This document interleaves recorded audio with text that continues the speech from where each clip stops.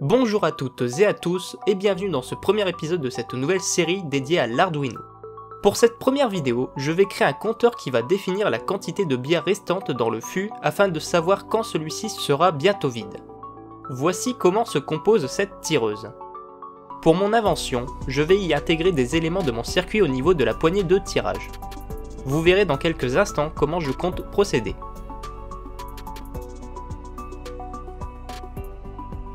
Mon idée principale vient de ce petit circuit imprimé qui vient d'un jeu Game & Watch datant des années 2000 et qui était fourni dans les Happy Meal du célèbre fast-food dont je ne citerai pas le nom, vous le connaissez sûrement. Ce qui m'intéresse ici, ce sont ces deux petites tiges métalliques qui servaient autrefois à l'interrupteur on-off, où quand elles se touchaient, cela fermait le circuit afin que le courant puisse passer. Je compte donc prendre ces deux tiges pour me servir du même principe dans mon invention. Je vais donc les dessouder afin de les récupérer.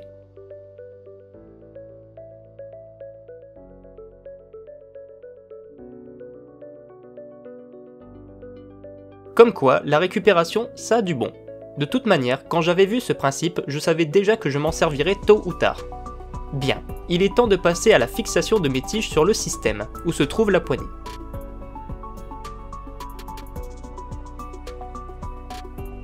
Pour me faciliter la manipulation des tiges, je sors mon lot de pinces.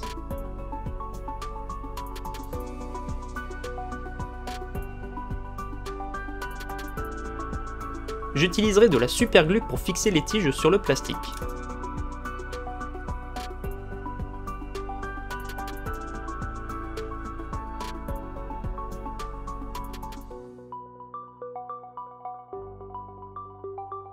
La première étant fixée, je passe sur la seconde qui va subir une petite modification.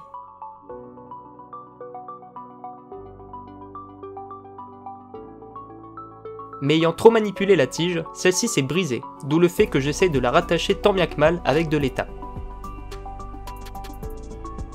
Bien, il est temps de la coller sur le système. Voici la façon dont les tiges se toucheront quand on tirera la poignée. Il est maintenant temps d'y souder les fils. J'en prends une certaine longueur histoire de ne pas être trop juste quand je fixerai le système.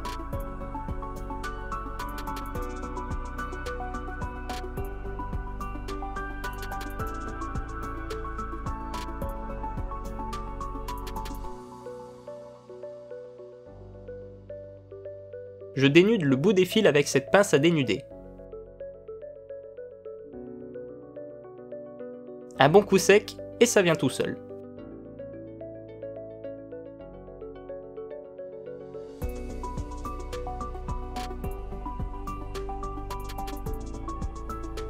Je fais de même avec l'autre fil.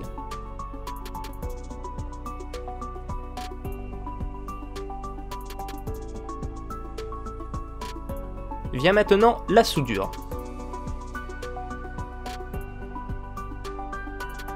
Je mets de l'étain sur le bout du fil pour faciliter la prise lorsque je la souderai à la tige.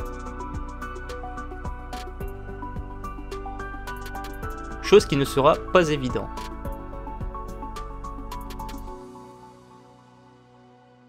On voit effectivement que je galère un petit peu, étant donné que l'étain a du mal à se souder aux tiges. Mais avec de la persévérance, j'y arrive malgré tout.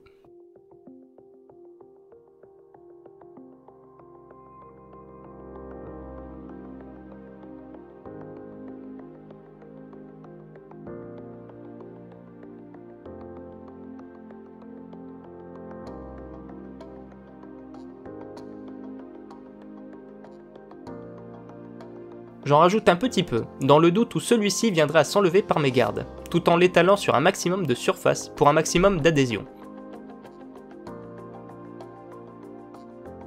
Pour m'assurer que le courant passe bien lorsque les tiges se toucheront, je vais tester avec mon multimètre le mode diode, qui délivre un courant de environ 1 mA et affiche la valeur en millivolts. La valeur 1 indique que le courant ne passe pas. Et plus on se rapproche du 0, plus celui-ci passe sans grande résistance. Le 0 signifie que le courant passe sans aucune résistance et est accompagné d'un bip sonore qui est émis du multimètre. Ce mode est donc pratique pour détecter les courts-circuits. Je teste à nouveau plusieurs fois par précaution. Parfait, le courant passe bien. Je vais souder mes fils sur des câbles utilisés pour des breadboards qui seront fixés dans les pins de la carte Arduino.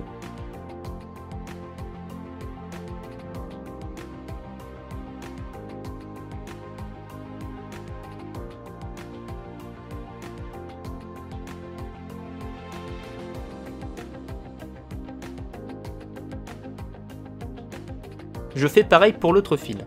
J'aime utiliser la couleur rouge pour le sens positif du courant, du coup je sais que celle-ci sera ma borne positive, même si dans la finalité le sens importe peu ici.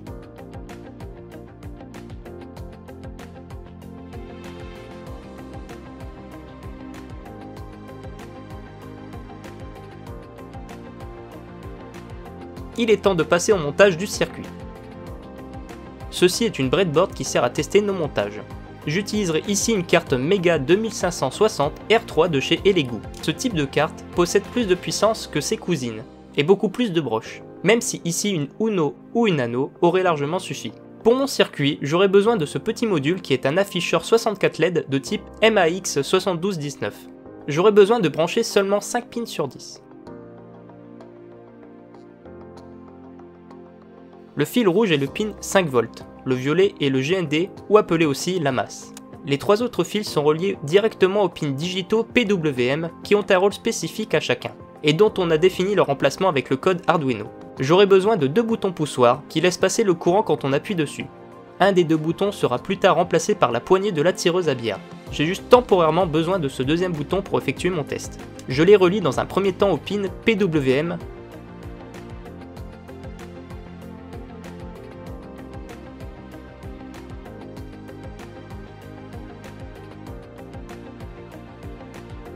Puis dans un second temps sur la borne moins de la breadboard. Le fil marron relie tous les fils de la borne moins directement à la masse de l'Arduino. Dans mon circuit, j'utiliserai une LED de couleur verte. La borne plus est définie par la plus grande tige, ainsi qu'une résistance qui lui sera associée, afin d'éviter que celle-ci ne vienne à éclater dû à une tension qui lui serait beaucoup trop grande à supporter toute seule, étant donné que nous fonctionnerons avec du 5V.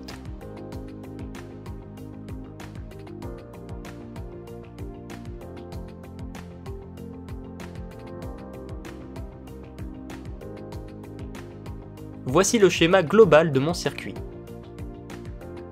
Et voici un plan plus rapproché du montage. Ici, les deux pins, dont le 5V qui viendra alimenter le module 64 LED. Et ici, tous les pins digitaux PWM.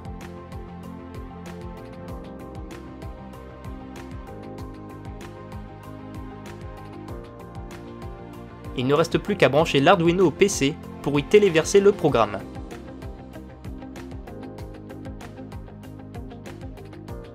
Je vous épargne les lignes de code qui ne feront que rallonger la vidéo. Je vais plutôt vous expliquer le fonctionnement de mon système en vous le montrant directement avec mon montage.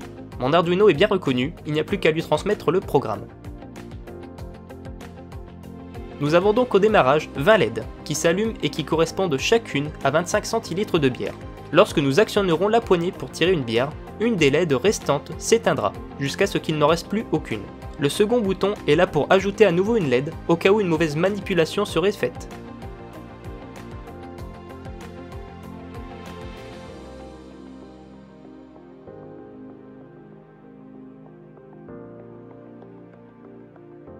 Une fois toutes les LED éteintes, il n'y a plus qu'à reset l'Arduino ou à l'éteindre et le rallumer. Voilà une démonstration qui sera plus concrète. Lorsque j'actionne la poignée, la LED verte s'éteint durant 20 secondes pour nous laisser le temps de verser notre verre sans que le programme continue d'éteindre les LED rouges du module. Une fois que la LED verte se rallume, nous pouvons à nouveau verser un nouveau verre. En cas de mauvaise manipulation qui ne correspondrait pas au versement complet d'un verre, le bouton permet de rajouter la LED éteinte précédemment. Maintenant, il est temps de préparer le terrain pour notre circuit. Je vais placer les cartes et composants sur une planche en bois où je les fixerai. Je définis au crayon de bois l'emplacement de mes futurs trous. Ici, j'utilise une résistance de 220 ohms, mais dans le montage final, je n'utiliserai qu'une résistance de 5000 ohms, car sinon la LED verte brillera beaucoup trop fort. J'utilise une carte PCB pour les y souder. Je décide d'y souder d'abord mon bouton.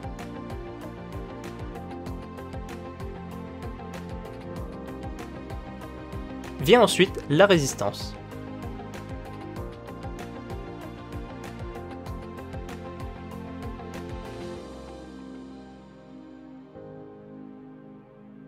Puis enfin, ma LED.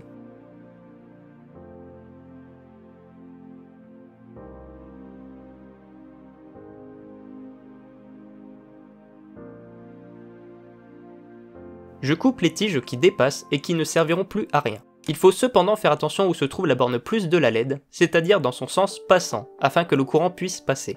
Je l'ai placé ici sur la gauche du circuit. Voilà ce que ça donne. La carte est un peu trop grande pour le peu de composants qu'elle contient, mais c'était la plus petite carte que j'avais sous la main.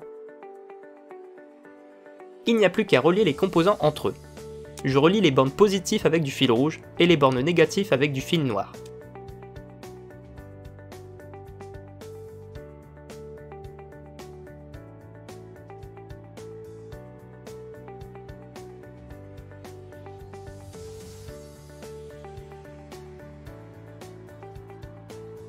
Mon câble mauve sera le câble regroupant tous les composants qui doivent être reliés à la masse.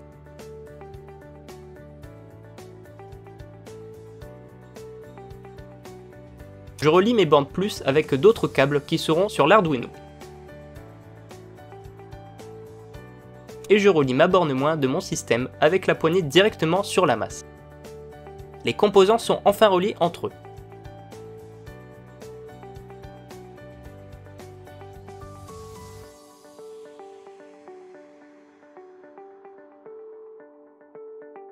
Il est temps de percer les trous sur la planche.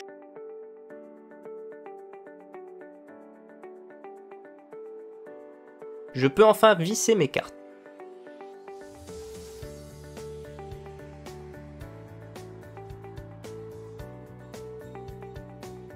Je vous ai épargné à nouveau le montage, étant donné que vous l'avez déjà vu.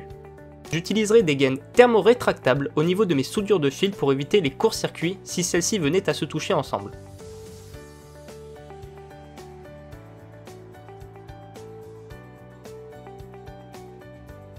Voilà le montage final. J'avoue que ce n'est pas très esthétique, mais je voulais juste rendre le système fonctionnel. Il est temps de tester notre invention.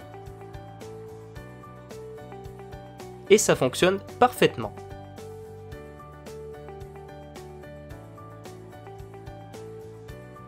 Nous pouvons à nouveau tirer une nouvelle bière. Sur ces bonnes paroles, je vous donne rendez-vous dans un prochain épisode sur infiniment numérique et électronique. À votre santé!